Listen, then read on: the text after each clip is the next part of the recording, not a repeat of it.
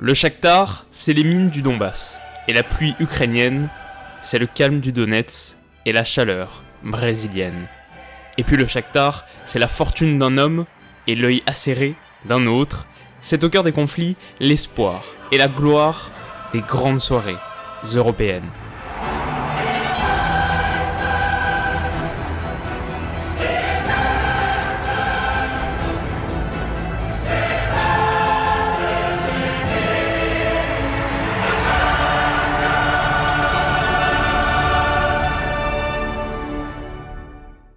Yo les amis, j'espère que vous allez tous très bien et je suis super content de vous retrouver pour le lancement d'un tout nouveau projet que vous avez été très nombreux à me demander. Et après donc objectif Coupe du Monde cet été, on s'offre un petit objectif Ligue des Champions hivernale, une série de 32 vidéos qui aura pour objectif donc de faire découvrir chaque club engagé dans la plus prestigieuse des compétitions européennes. Alors pour cet épisode inaugural, j'ai choisi le Shakhtar Donetsk, une formation qu'on connaît de loin pour ses exploits en C1 et ses joyaux brésiliens, mais dont l'essentiel nous est peut-être encore inconnu. C'est parti.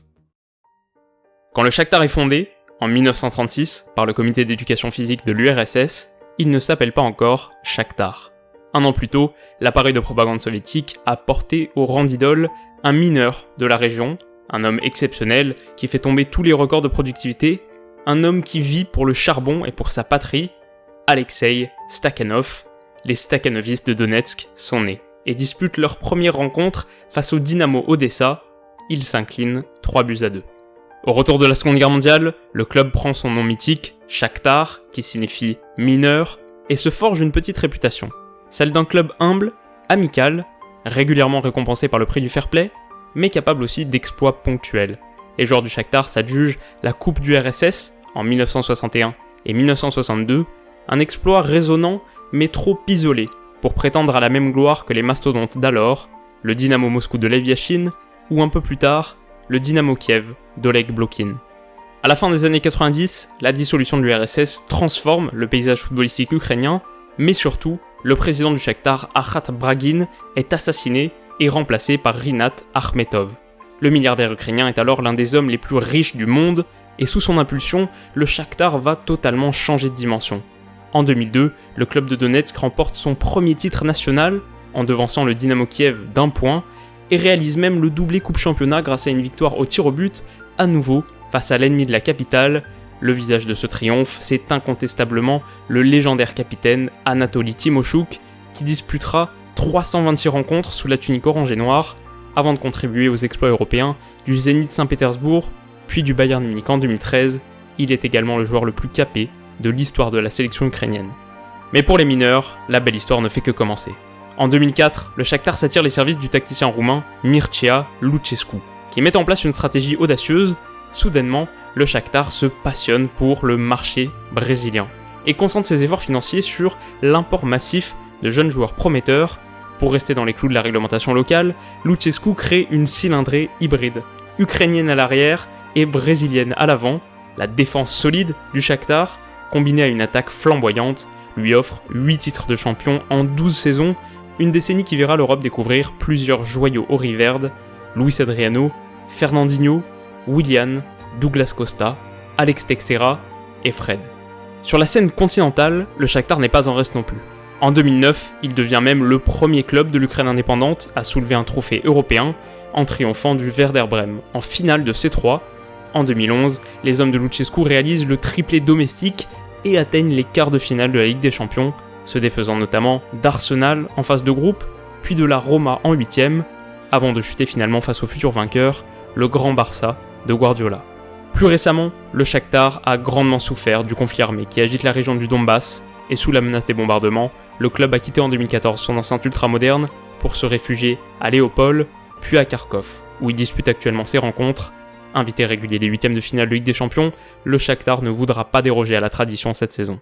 À cette fin, Paulo Fonseca peut compter sur un groupe de qualité, qui a adopté les ambitions tactiques de son leader. À 45 ans, le Portugais est l'une des valeurs grimpantes du marché des techniciens, et sous sa houlette, le Shakhtar a renoué avec le succès domestique, 2 doublés Coupe Championnat en 2 saisons, tout en développant un football séduisant et modulable. En Ukraine, les Noirs et Oranges sont guardiolistes et pratiquent un football de position tranchant qui repose sur une sortie de balle propre et un pressing énergique. en Europe, ils sont plutôt clopiens et n'hésitent pas à laisser le contrôle de la partie à leurs adversaires pour mieux exploiter les espaces en contre. La constante de l'organisation, c'est ce système en 4-2-3-1 qui vise à créer des supériorités numériques dans toutes les zones du terrain. Sur le flanc gauche, le latéral brésilien Ismaili est une fusée qui n'hésite pas à dévorer l'espace, à l'instar de son but contre Hoffenheim il y a 2 semaines. Dans l'axe, le jeune trentenaire Jaroslav Rakicki, formé au club, est un maître de la passe masquée et ses relances précises sont la base sur laquelle le Shakhtar construit ses offensives. Plus haut, le double pivot a souffert du départ estival de Fred à Manchester United, mais son compatriote Alan Patrick tentera de prendre la relève. Taras Stepanenko, lui, est le roc de l'axe, un milieu défensif solide qui n'hésite pas à décrocher au cœur de la charnière pour garantir une relance propre. Proche du but, les transferts de Bernard à Everton et Facundo Ferreira au Benfica ont légèrement rebattu les cartes, mais Marlos, l'ailier droit brésilien naturalisé ukrainien, est une source de danger constante et l'une des plus grandes stars du foot de l'Est.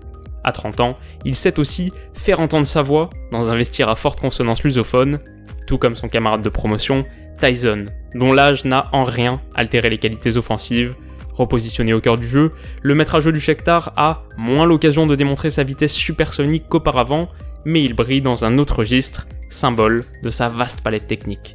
Face au but, Junior Moraes est arrivé cet été en provenance du Dynamo Kiev, mais il pourrait voir sa place menacée par le Nigérian Kayode. Sur le banc, Paulo Fonseca dissimule en effet quelques pépites, brésiliennes bien sûr. Maicon est à 21 ans un milieu central prometteur, à la frappe de balle lourde. Fernando est un ailier gauche très mobile, qui a vocation à concurrencer Sergi Bolbat. Enfin, le portier Andrei Piatov est à 34 ans, le vétéran de l'effectif, le talisman du Shakhtar qui a connu les plus grandes heures du club, mais son déclin évident est un motif d'inquiétude en Ukraine. Alors qu'est-ce que je pense de tout ça ? Déjà que le Shakhtar est vraiment un sacré club, qui est passé en quelques décennies à peine du ventre mou de l'URSS au top 20 européen, tout ça avec de l'argent bien sûr, et quand on connaît les activités d'Akhmetov, sûrement pas toujours de l'argent très propre, mais aussi et surtout grâce à un recrutement intelligent, qui correspond à une vraie stratégie sportive et pas seulement économique, et tout ça en pratiquant un football ultra offensif, ultra séduisant, tout ça aussi en allant chercher une Coupe d'Europe. Donc du beau jeu, mais pas uniquement dans l'abstraction, avec des résultats profonds et durables, le tout dans un contexte politique vraiment loin d'être évident. En étant condamné à fuir des zones de conflit par exemple, c'est vraiment admirable. Après, est-ce que ça sera suffisant pour aller chercher une place en 8ème de finale de Ligue des Champions ? Alors ça va être serré, mais j'ai quand même l'impression que l'effectif de Paulo Fonseca est un peu plus faible que les années précédentes. Et alors j'y vois un parallèle avec l'AS Monaco, qui est un club qui fait éclore un nombre de joueurs assez exceptionnel, mais qui se retrouve chaque saison avec le challenge de la table rase. Et alors, si Fonseca comme Jardim sont vraiment des maîtres tacticiens, qui sont un peu de la trempe de ces entraîneurs portugais, très doués pour faire progresser les jeunes, et c'est une stratégie qui demande chaque année un exploit. Et cette saison, je pense que l'exploit sera proche, mais dans un groupe très relevé, où City devrait prendre la première place, et où Lyon et Hoffenheim vont clairement se bagarrer pour la seconde, et je pense que l'adversité aura raison du Shakhtar, et je les vois même terminer 4ème. Et vous, qu'est-ce que vous en pensez ? Déjà, quel résultat est-ce que vous voyez entre l'OL et le Shakhtar ce soir ? Et qui est-ce que vous voyez sortir de ce groupe F ? Faites-moi savoir tout ça dans les commentaires. Pour être aussi réussi qu'Objectif Coupe du Monde, Objectif Ligue des Champions a besoin de votre soutien. Alors si cette vidéo vous a plu, n'hésitez pas à mettre un gros like, et pour ne pas rater la prochaine, vous pouvez vous abonner à la chaîne, c'est gratuit et c'est une super manière de m'encourager. À demain.